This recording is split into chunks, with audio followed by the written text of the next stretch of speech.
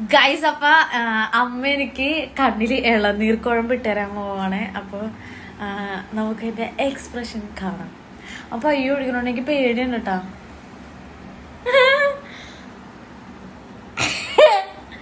ദിക്ക് ദിക്ക്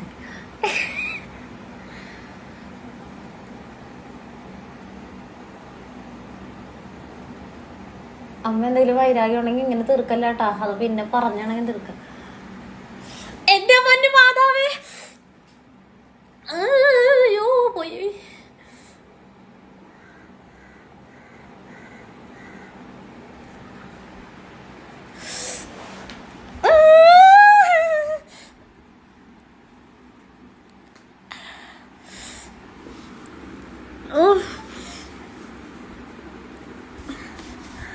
tissue